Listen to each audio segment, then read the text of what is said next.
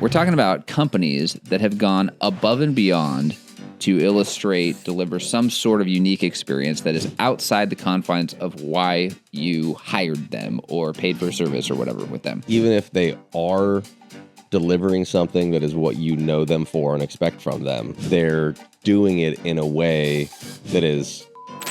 Dude, remember when we gifted Charlie Sheen, who did this whole like Mexican fiesta kind of thing with like Charlie Sheen taco boards or whatever, had one of our employees drive it to LA, go to the Action Park studios in LA and meet with Doug Ellen, the creator of Entourage, to hand deliver it to him to give to Charlie. I was in Hawaii and I got a text of a video that Doug Ellen recorded giving the gift to Charlie Sheen. Oh, that's right. And yeah. Charlie Sheen was like very taken aback by the whole thing. He's like, oh my God, this is so thoughtful or whatever. And it was like, that was just cool. That was just fun to do.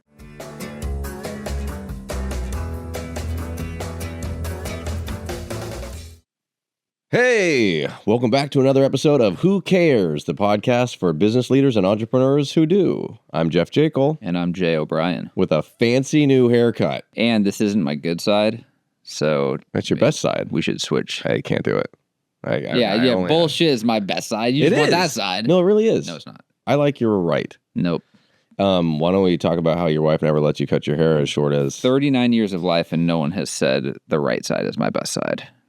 I think it is. You just want to sit there. Your hair does the swoop that way. That's the whole reason. You want to see where the origin of the swoop is, not where it's ending. No one wants the swoop origin. Everyone wants the close outside. Yeah, they do. What are you trying to get to the beginning of a rainbow? No. Everybody wants to get to the end with the pot of gold. Yesterday, I had a friend of ours, Mr. Hunter Jack.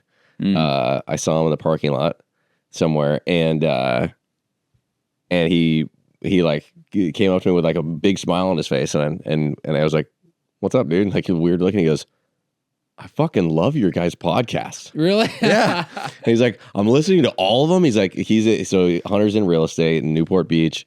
Shout out to the Tim Smith group. 100%. But he's like, "Dude, it's great." And then he started to kind of like banter with me a little bit, because he's like, all the banter that you guys do back and forth. I'm like, I hope it's like interesting and funny to people that aren't our friends and that's just anybody else. But it's like, did you ever have any friends who were like actors or like comedians or whatever it is? No. So it's like when you start talking to somebody, I've got one friend who's like a professional comedian.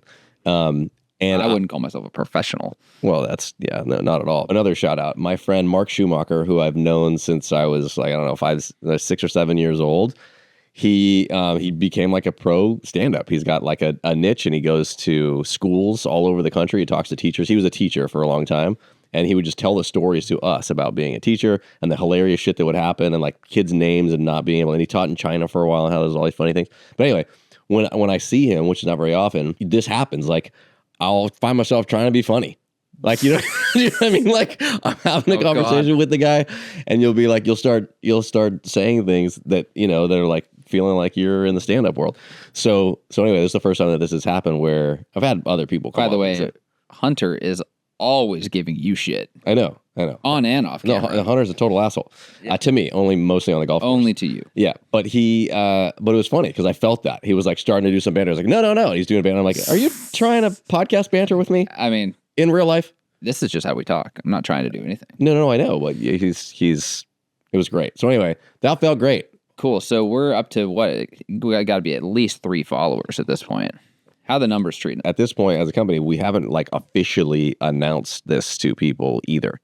So, I mean, we wanted to have a whole bunch in the can. There's been a whole bunch of stuff that's going out and communications of new things that Client Giant's doing. So we're not trying to tell those folks or mix messages. But I think the best is yet to come, friend. Well, you did a baby shower. You had a baby shower. I did not do the baby shower. You did, and you tried to like be non-conforming and be like, I'm not going. Okay. And then you did the whole thing, and you showed up all dressed up. I saw pictures. Do you think we were going to see these things? Dude, here's the thing. I was given full clearance. You don't need to show up at the end. That's not like whatever. Cool. So what did I do? I asked ChatGPT. And I said, hey, is like the father supposed to show up at the end? And if so, why? Because there has to be a reason. If it's just like, because it's a surprise. No, it's not a surprise. That's like a band doing an encore. What a surprise you're going to come back out and play more songs. I hate that shit. So what it said was typically the father goes, yeah, to surprise, whatever. But to help load the car And I was like, oh, didn't think about that. It's probably a bunch of shit. Ash is pregnant. I'm going to be there to load the car. So, but it was fun. I'll buy that. I'll buy that as your reason. Buy it. Now, it's for sale. Can you explain why you dressed up like it was Easter brunch? You mean your pastels that you wear every day? I know. I really do. So I was told to show up at 1:45. It ends at 2. I got there at 1:50 and I gave everyone a hug right when I got in. And then that was it. Like my family was gone. And I had a little glass of Sancerre and hung out a little bit. And then everyone was lingering. So, that's kind of when I lingered. Speaking of Sancerre, is there any reason that you would like to talk publicly about the tariffs that have just happened that are going to make... Specifically, you're talking about tariffs from the EU for wine. Correct. Wine from, yes, I think it's all of EU. Darren Kleinfelter, who I met with the Equitable event in February. So he messaged me a week ago, or a few days ago, and he's like, hey, go grab all that French wine we've been talking about while you can. This is happening. Yeah, and then you realize that he is a financial advisor and he has ownership in every single wine he recommended. Sure, yeah. Obviously, there's play there. Okay, so today, speaking of nice touches, we're talking about companies that have gone above and beyond to deliver some sort of unique experience that is outside the confines of why you hired them or paid for a service or whatever with them. And you've gone ahead and printed out a whole laundry list here, several of which I've heard of before.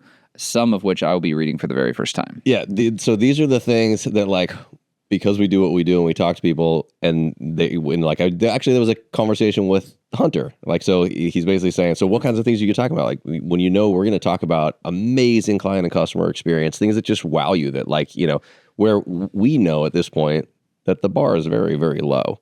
Yes. So you can do things that are much smaller than what we're going to talk about today. But the first thought in a lot of people's head when they know what we do, they'll be like, oh, like the time that, the people at Nordstrom took back a tire, even though Nordstrom never sold tires, and just wowed the person with the amazing policy. Or they'll give examples like these outrageous things. And it's like, yeah, those are going to get headlines. These are now kind of like, if a company did that today, it's like a PR stunt. Sure. Because it's so preposterous. Yeah. But if you take these as like the ridiculous ends of the earth things you could do for a client, you could probably reel it back 99%, and you're still going to come out looking better than the rest of the competition. For sure. And I think one of the things that's going to go into this, like the through line, is that a lot of these things that these companies do have absolutely nothing to do with the thing you paid for, right? It's not like it's not like you ordered a steak at Masters and they brought 2. Or they upgraded this or that. It's like, no, they did something totally outside of what you would expect at a restaurant in general. Yes. Which is what makes it so impactful. Well, and even if they are delivering something that is what you know them for and expect from them, they're doing it in a way that is totally non-conforming with what you'd expect or what they normally do. So the first example that I have on there is actually someone delivering a steak. Okay, see, this one I just saw Morton's. I haven't even read the thing yet. So what is it? So read it. Okay, entrepreneur Peter Shankman jokingly tweeted Morton's requesting a porterhouse steak to be delivered to Newark Airport upon his arrival. To his surprise, a tuxedo-clad server met him at the airport with a full steak dinner. Wow. So backstory on this, I looked into it. And by the way, there's dozens of these that I looked at. Not all of them can be completely corroborated or confirmed.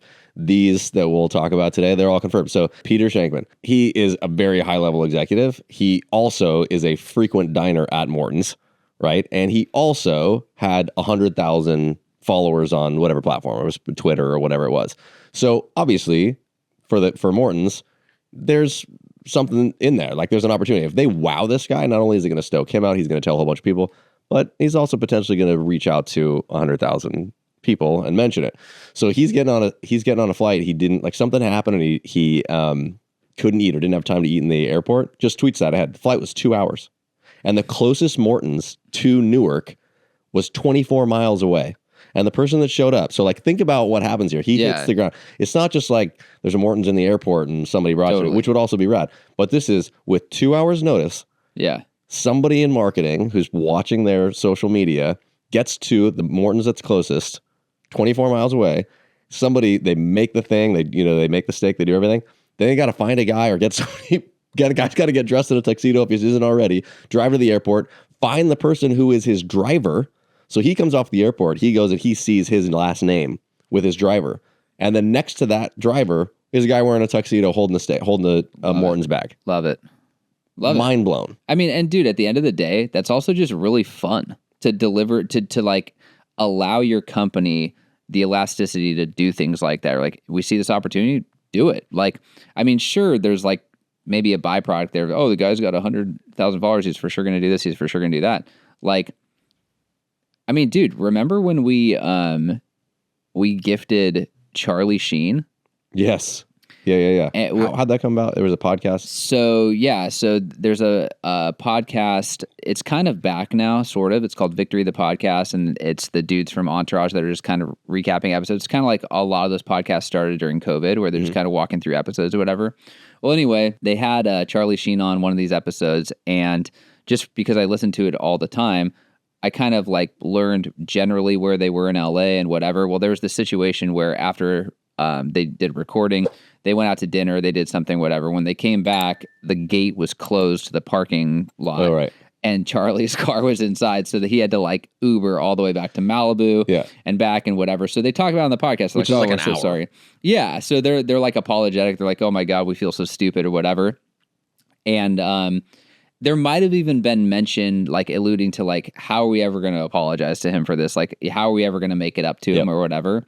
So we took it upon ourselves at ClientJet, and we're like, let's curate this like beautiful, like hand done, they were like taco boards or something. Oh, that's right. And like had like his name engraved on them, and like this whole thing, like because everyone was doing stuff at home at that time, and like doing like hosting dinners or whatever. So we did this whole like Mexican fiesta kind of thing with like Charlie Sheen taco boards or whatever. Had one of our employees drive it to LA, go to the Action Park studio in LA and meet with Doug Ellen, the creator of Entourage, to hand deliver it to him to give to Charlie. And then a couple weeks later, I was in Hawaii, and I got a text of a video that Doug Ellen recorded giving the gift to Charlie Sheen. Oh, that's right. And Charlie Sheen was like very taken aback by the whole thing. He's like, oh my God, this is so thoughtful or whatever. And it was like, that was just cool. That was just fun to do. There's nothing in it for us. Like, they never tagged ClientJet, and they're not going to become a customer. We are. Yeah. It was a fun thing, you know? And I think, I mean, we talked on a previous episode about like how we put the Snickers bar in one of those things that someone had asked about. Those sort of experiences are just fun to execute on. So yeah, I mean, I guess your point is like, they make absolutely no sense. If you were going to look at it, we talk about being unreasonable. If you're going to look at it as like, okay, so we got to do this thing, we got to buy this thing, they're never going to be a customer. It's not like a business decision or a proper business decision. Someone's got to drive the thing both ways. But like in this case with social media, if a company needs a reason to do it or an opportunity to do it, well, there you go. You never know. Charlie Sheen could have tweeted something. He could have. You never know. Yeah. So like, it doesn't need to be your motivator, but something could come out of it. You said the word unreasonable. And I'm sure by now so many people have read the book Unreasonable Hospitality, but if you haven't, Will Guidara, highly recommend. And it's full of stories like this about 11 Madison Park in New York and how they would go above and beyond for the customer experience. And there's lots of nods to Will and the book in season 3 of The Bear. So there's all kinds of things like that. And when you think of something that's unreasonable, like when I say it's fun, it not only is it fun to execute on for someone, but it's fun as the recipient. So that example that's given in that book, Power of Moments, there's this hotel. It's kind of more like a motel, I think, called the Magic Castle, not to be confused with the Magic Castle in LA, but it is like a motel hotel kind of thing in LA. So it's just a run-of-the-mill like motel pool, right? Well, on the wall, there's a phone hanging there with just like a little plaque underneath it that says Popsicle Hotline. So you walk up there and you pick up the phone, it's going to auto dial to the kitchen or whatever, and you just say what color popsicle you want. And someone will come out to the pool deck and on a silver platter will deliver you that popsicle. So that is ridiculous for a lot of reasons. Who's manning the phone on the other side? What are you paying in labor to have someone just like on standby? And it's a constant thing. It's probably like a 24-hour, there's got to be someone there. Right. So this is how my mind works, is like, that sounds amazing. Like, do that. Not only as a recipient will you want to like maybe experience that, but like as the idea, You always call me ready, fire, aim. Like, just fucking do it. Just do it. That sounds awesome. Let's go. We'll deal with it later if it doesn't scale. And you're right. And like, I feel like in presenting those ideas for most people, it's like you can't get out of your own way where someone would be like, yeah, totally, I hear you. So what we're doing then is we're giving away free popsicles, 1, and 2 of like any color to, you know, we want to have all flavors and whatever to people who are at the pool. So instead of making someone get up and like pick up a phone and hiring someone to like bring it out there, let's just get like an igloo cooler out there with everything and make sure it's stocked. And then it's not even just one that they pick up. They could pick up as many as they want. They don't have to wait for anyone. That's way better. And I feel like that is like 99% of the people we talk to. We're like, my God, you've missed this whole thing. Mm. Like, it's not about the popsicle at all. Right. You know, and so as we read through these, it's like, what are ways that you can be creative to deliver an experience? Picking up a popsicle out of a freaking igloo cooler is not an experience. So we use the word remarkable a lot. And I always quote Seth Godin, right? Here about like, remarkable literally means worthy of making a remark about. So an exercise that we try to do all the time that I think works with that exactly is, you know, if guy over here that's like, okay, here's what we'll do. There's going to be this hotline, and then we're going to come out, and it's going to be on a silver platter, and the guy's going to be wearing a tuxedo. And then the person over here that's like, I want an igloo cooler, and just all these things there. If you ask yourself in every question like that, how should we actually do this? Which one of those is worthy of making a remark about? That's literally the question you have to ask yourself every single time. Because then it comes down to, which we talked about, I think, in a previous episode, of measurability. So like if you're somebody that's going to be the igloo cooler person, maybe to convince that business partner or whatever that you should do this one over here that you know is going to be remarkable, find ways to test. Say, okay, well, if it's so important to you that this is whatever, either scalable or that it's economical or that it's reasonable, then if we do this way that you think is unreasonable, let's figure out a way to test it. So this is kind of like brand. We talked about last week the difference, like advertising all the way to brand, right? So you want to measure that. So like that'd be very easy today. You go on to like that hotels or motels Yelp reviews or their Google reviews or whatever it is. How often are people mentioning this popsicle hotline? If that is what starts to get people talking, well, then there's your measurement, right? Yeah.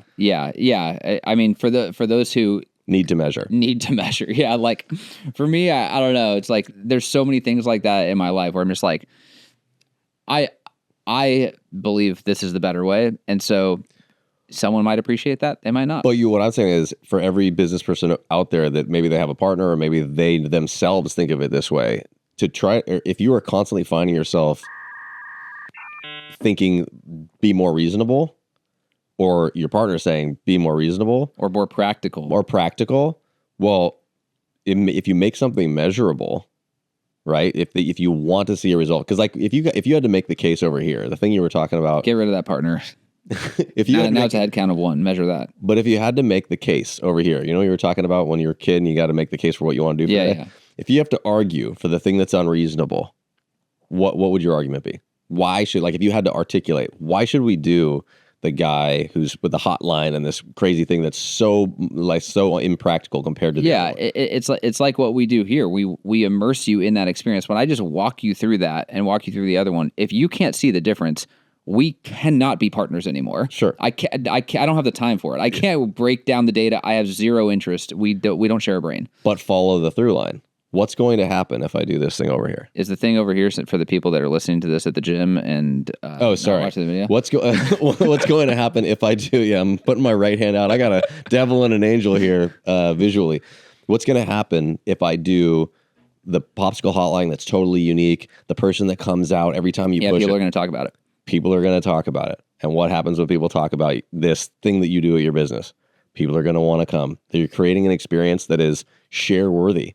That's going to like create referrals, create a suggestion. You got to experience this thing, right? So like there is a measurable result, of course. It or not. Okay, Zappos sent a customer flowers after a tough time. A woman needed to return shoes to Zappos, but was delayed due to her mother's passing. Upon learning this, Zappos arranged for UPS to pick up the shoes and send her a bouquet of flowers to express their condolences. We've honestly done that same thing, like literally to the T on I can think of probably half a dozen off the top of my head, something like that. Yeah, but we've done even more. Didn't we like fix a lady's roof that wasn't even, I don't think she was a customer. Yeah, but yeah.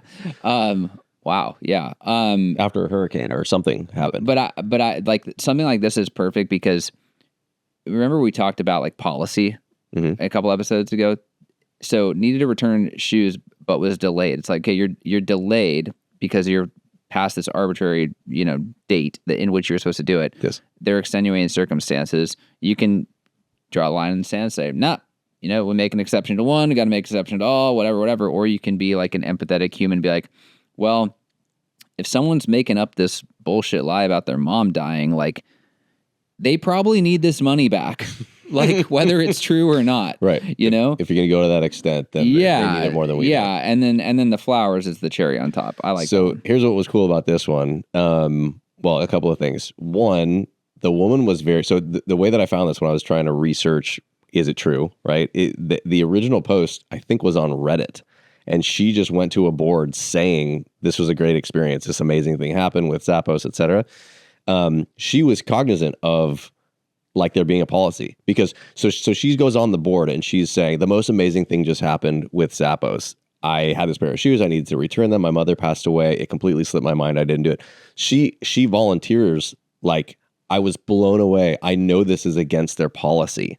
Yeah. So she's aware of the policy. She brings it up. But the other thing was the only thing that I could find was her post. Like Zappos didn't go out and take credit for this. Even once it became some sort of a social thing where people were following up on this, I didn't find anything where they're like, yeah, look at us. And then she said the next day, flowers showed up and she burst into tears. By the way, for Zappos, this is not uncommon at all for a company like Zappos. And this story actually isn't even one of the better ones for Zappos. They've done things way more outside of the box than this. Especially with employees too.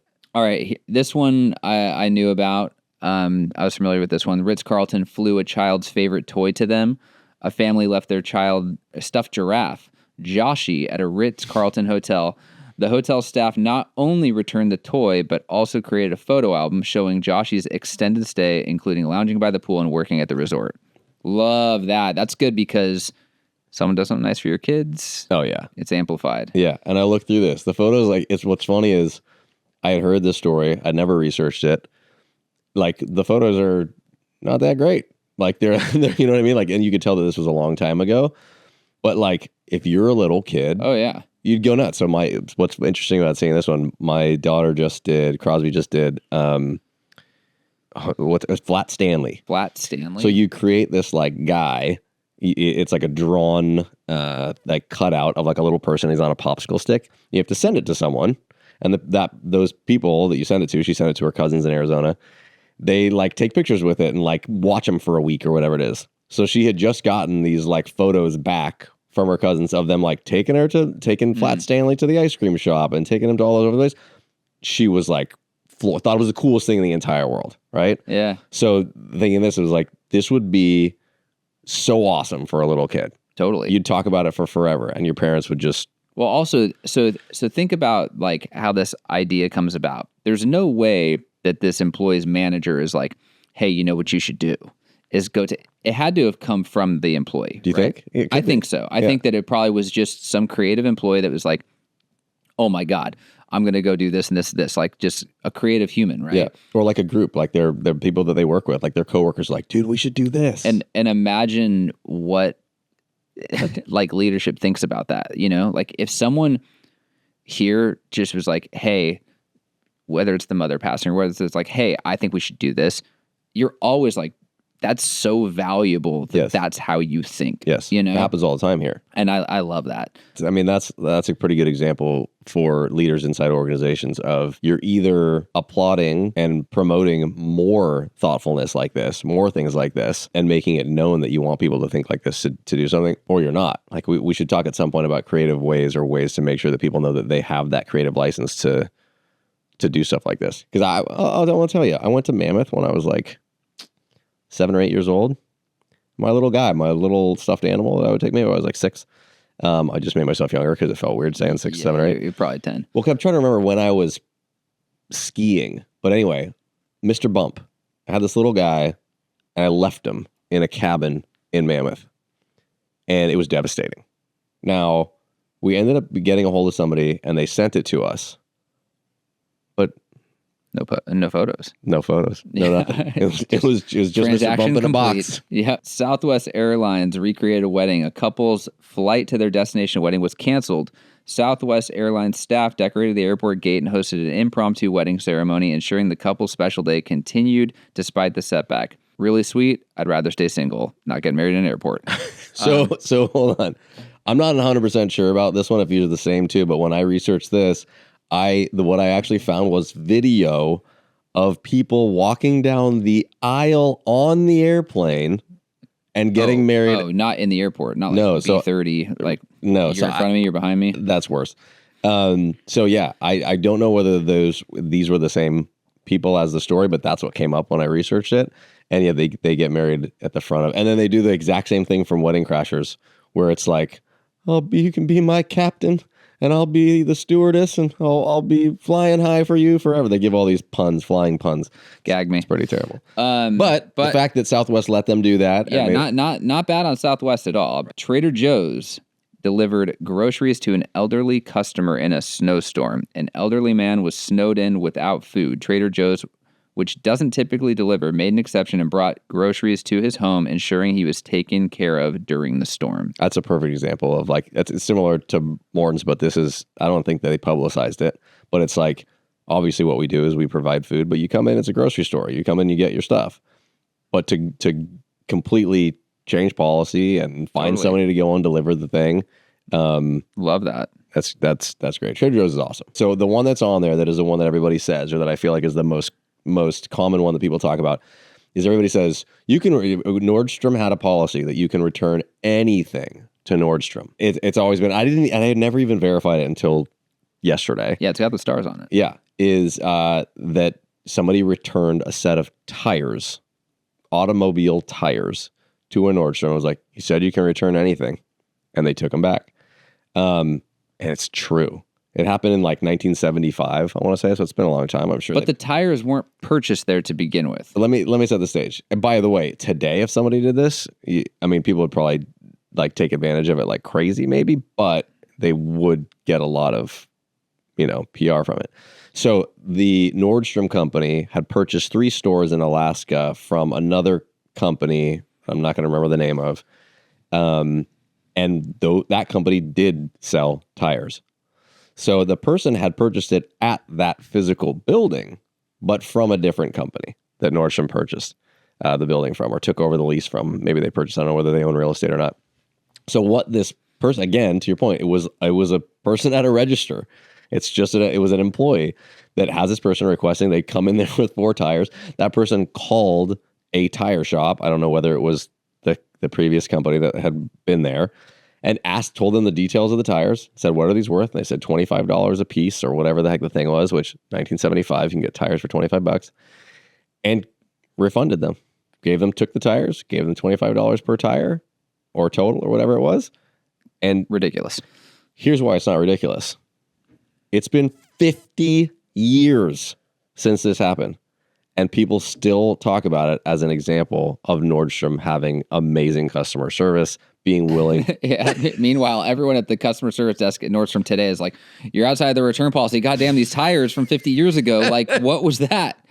Setting the bar there. So obviously they got more reasonable. They realized, hey, whether that was like actually a fly in the ointment or a whatever, a loophole, they fixed it. They fixed the policy, but the nature of their policies has stayed the same. I like the nature of like their policy of like, hey, and I don't even know how it works anymore, but like you buy something here, you can bring it back and whatever. They do free alterations for things that you purchase there. They do like, that's a nice touch. Yeah, it's a great touch. Nice touch. That's yeah. Okay, so do you have any personal examples you want to mention before we sign off here? I mean, let's give the roof. Is the roof thing sideways?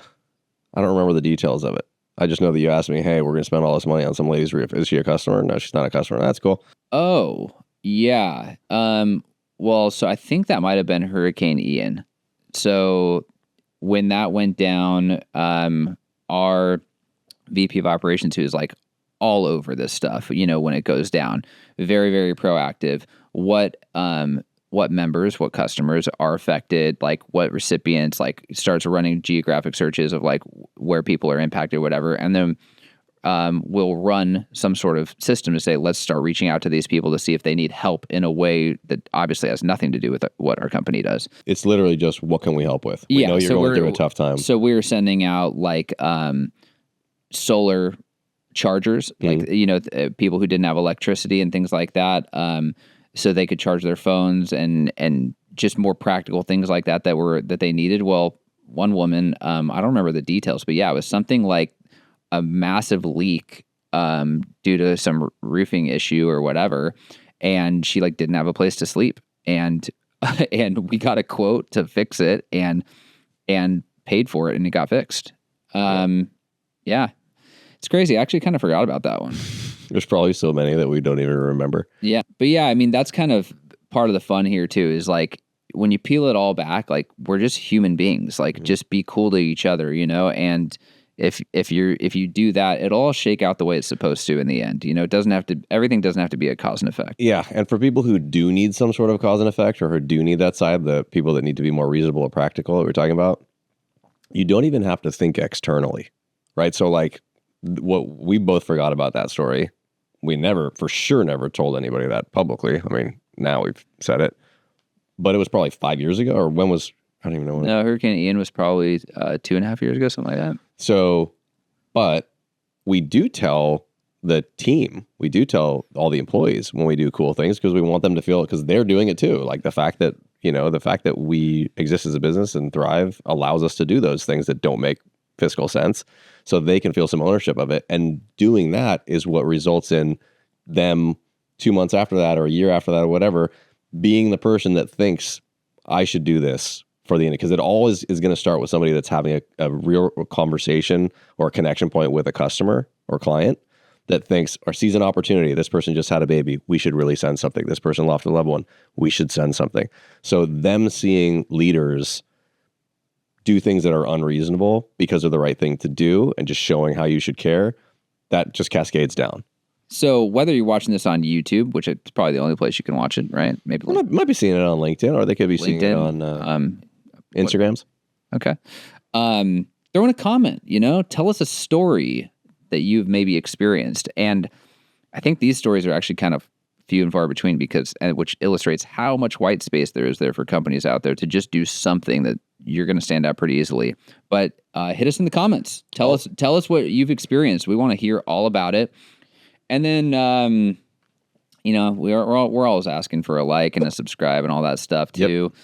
And, a review.